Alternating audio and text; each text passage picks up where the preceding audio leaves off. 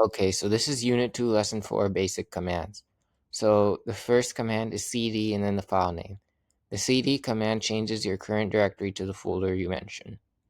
Next is the pwd command. The pwd command prints the working directory you're in.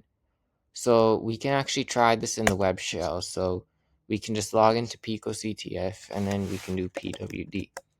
So this prints my home directory. This is the default place that we all start in. Okay, and then the mkdir command creates a new folder in the directory you're currently in. So we can just create a new folder called hello. So now a new folder is created, and to get into that folder, to change our current directory inside of the folder, we can just do cd hello.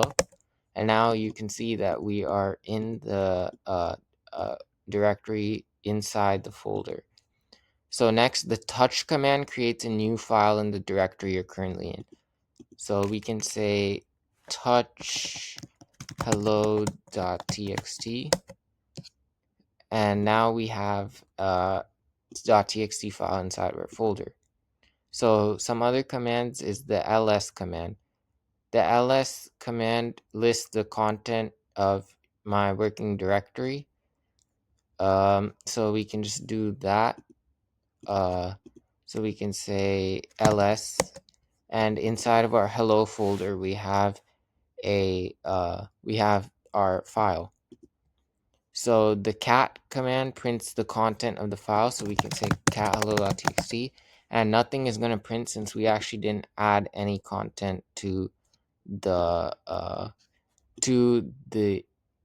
file. So yeah, the echo command just prints the text you provided in the terminal, so we can just say echo hello and we get hello. So the cp command just copies the contents of the first file into the second one. The nano command allows you to change file contents in a GUI, so we can type nano hello.txt, and we can just add hello world in here. And then to exit, you press Control X and press yes, and then press enter.